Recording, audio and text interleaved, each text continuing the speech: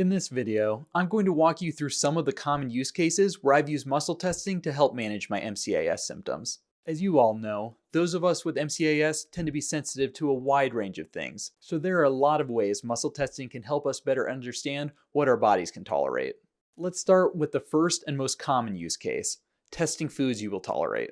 This has been incredibly useful for me, especially when I'm not sure if a certain food is going to trigger a reaction. With muscle testing, you can test specific foods before eating them to see if your body responds well. It's as simple as holding the food and testing whether the muscle stays strong or goes weak. If it stays strong, the food is likely safe to eat.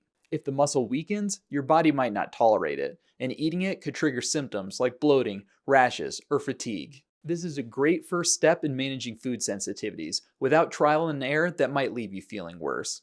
Remember, there's a physical component to digestive issues. Your microbiome is constantly changing, and your muscle test response reflects what your subconscious remembers from past experiences with the same or similar foods. If your subconscious believes you're strong with a particular food, but your digestive system is compromised, you might still react negatively after eating it. If that happens and you test the food again, it will show a weak response. The key point is that muscle testing results can change, so don't be discouraged if you encounter a situation where the test results seem wrong. Once your body processes the food, future tests will provide more up-to-date responses. The second use case is testing supplements to see if your body will tolerate them. Just like with food, not every supplement works for everyone, and you don't want to risk taking something that will aggravate your symptoms.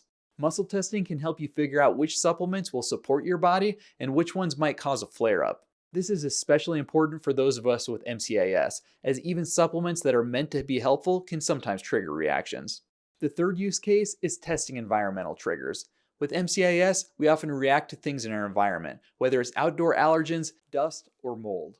Muscle testing can help determine how your body will respond to specific environmental factors. If you know you're going to be spending time in an environment where these things are present, you can test your body's reaction beforehand. This allows you to prepare and avoid the discomfort of an unexpected flare-up. Now, the next few cases are a little bit more advanced, so I'd recommend focusing on getting comfortable with the first three before diving into these. I'll also cover how to test these more complex cases in a future muscle testing course, but here's a preview of what's possible. The fourth use case is testing when you should take specific supplements.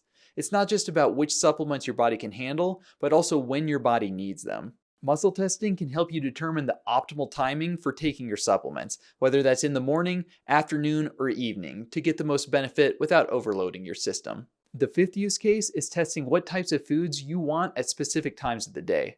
Our bodies go through different energy and digestive cycles throughout the day, and what you best tolerate in the morning might be different from what you tolerate in the evening.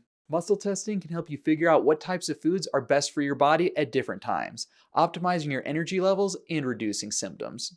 To recap, the most common use cases for muscle testing include testing foods, supplements, and environmental triggers to see what your body will tolerate. Once you're comfortable with these, you can move on to more advanced techniques like determining optimal timing for supplements or what types of foods your body wants at specific times of the day. With a strong foundations in the basics, you'll find many more applications for muscle testing. I'll cover these in greater detail in a future muscle testing course.